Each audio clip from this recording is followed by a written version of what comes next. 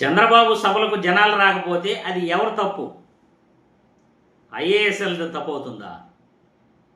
కలెక్టర్లది తప్పు అవుతుందా? చంద్రబాబు సభలకు జనాలు రాకపోతే ప్రశ్నిస్తున్నాను చంద్రబాబు గారిని. మీ సభలకు జనాలు రాకపోతే ఐఏఎస్ఎల్ని నిలదీస్తారా? పట్టా ఇచ్చిన వాళ్ళందరూ కూడా సభలకు రావాలి అని హుకుం జారీ చేయటం ఏంటి? కలెక్టర్లు రెవెన్యూ ఆఫీస్కి, మండల ఆఫీస్కి పంపిస్తారు. మండల ఆఫీసులో పట్టా ఇస్తారు రెగ్యులర్గా రైతులకి, లేదా గ్రామ సభ పెట్టి అక్కడైనా ఇవ్వచ్చు. మరి చంద్రబాబు సభలకు ప్రజలు రావాలని రూల్ ఎక్కడుంది? ఒకవేళ జనాలు రాకపోతే కలెక్టర్లను నిందిస్తారా? ఐఏఎస్ అధికారులను నిందిస్తారా చంద్రబాబు గారు? ఒక్కసారి సోషల్ మీడియాలో వైరల్ అవుతున్న ఈ వీడియో చూసిన తర్వాత మళ్ళీ మనం విశ్లేషించుకుందాం.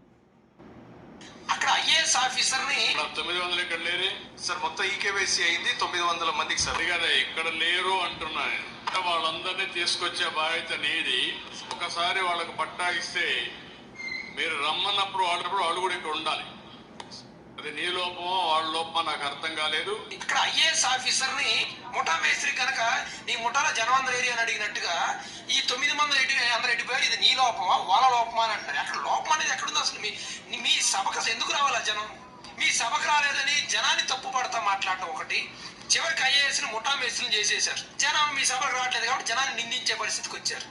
దశాబ్దాలుగా ఉన్న రెవెన్యూ సమస్యలు తీర్చాలని చెప్పి ల్యాండ్ టైటిలింగ్ యాక్ట్ తెచ్చి సమస్యలు తీర్చాలని ఆలోచన చేస్తే అసలు పనిని వదిలేసి పాస్బుక్ మీద బొమ్మ వేసుకున్నాడని చెప్పి జగన్మోహన్ రెడ్డి గారిని, మీ పాస్బుక్ మీద అతని బొమ్మ ఏంటి, మీ భూములు కబ్జాలు చేసేస్తాడు, మీ భూములు మింగేస్తాడని ప్రచారం చేసిన చంద్రబాబు నాయుడు గారు ఈ రోజు మరి రైతులకి వాళ్ళ పట్టాదారు పాస్ పుస్తకాలు వాళ్ళకే కదా ఇచ్చింది. వాళ్ళు మీ శోభ వినలేక మీ సభకి రాకపోతే వాళ్ళది తప్పు అన్నట్టుగా మాట్లాడుతున్నారు. మీ సభకు ఎందుకు రావాలా జనం? మీరు పట్టాదారు పాస్ పుస్తకాలు ఇచ్చారు. ఆ పట్టాదారు పాస్ పుస్తకాల హక్కుదారులు ఎవరు? రైతులు. ఇచ్చేదెవరు? అధికార యంత్రాంగం. అయిపోయింది. ఇక మీ సభకి ఎందుకు రావాలి అసలు? సోషల్ మీడియాలో నెటిజన్లు అడుగుతున్న ప్రశ్నలకు చంద్రబాబు నాయుడు గారు సమాధానం చెప్పాలి. రాజ్యాంగంలో ఎక్కడైనా ముఖ్యమంత్రి సభలకు కానీ రాజకీయ నాయకుల సభలకు కానీ ప్రజలు రావాలని ఎక్కడైనా రూల్ రాసున్నారా? ఏ సెక్షన్ ఉందో చెప్పగలరా? ఒక ముఖ్యమంత్రిగా మీరు నిర్ణయాలు తీసుకోగలరు, జీవోలు పాస్ చేయగలరు,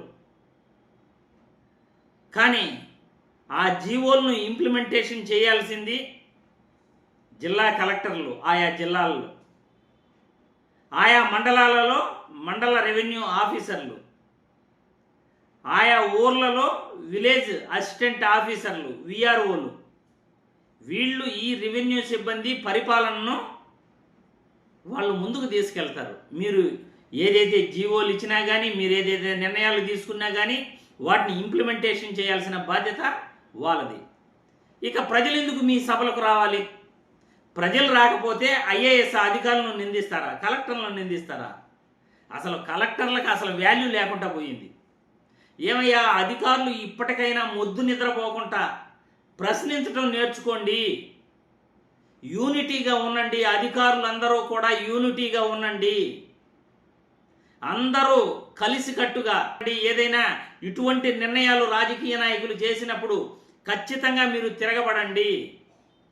రాజ్యాంగపరంగా మీరు ఏం చేయాలో అది మాత్రమే చేయండి. ప్రజలకు సేవ చేయండి, రాజకీయ నాయకులకు సేవ చేయకండి. జనాలను తీసుకురావటం కలెక్టర్ల బాధ్యత కాదు.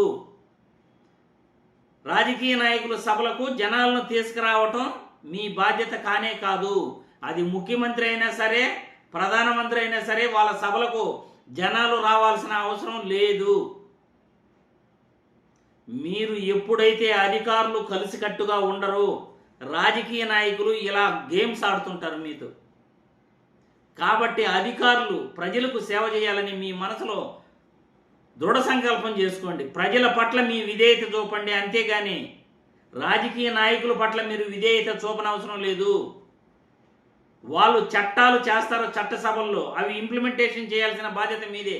ఒకవేళ వాళ్ళు తప్పుగా ప్రవర్తిస్తే కూడా సరైన నిర్ణయాలు తీసుకోవాల్సిన బాధ్యత మీదే. రాజకీయ నాయకులను చట్టాలకు అనుకూలంగా వాళ్ళను నడిపించాల్సిన బాధ్యత కూడా మీపైనే ఉంది. చంద్రబాబు గారు లాంటి నాయకులు 78 ఏళ్ల వయసులో 48 సంవత్సరాల అనుభవం ఉన్న నేతగా ఈరోజు ఐఏఎస్ అధికారులకు హుకుం జారీ చేస్తున్నారు ప్రజలు తన సభకు రాలేదని. ఇది చాలా చాలా అన్యాయం. ఇది అధికారులను ఇలా బెదిరించడం కూడా తప్పే. రాజ్యాంగ ఉల్లంఘన కిందకు వస్తుంది, చట్ట ఉల్లంఘన కిందకు వస్తుంది. ప్రజలు మీ అభిప్రాయాలను కామెంట్ల రూపంలో తెలియజేయాల్సిందిగా వీడియో ద్వారా కోరుతున్నాను.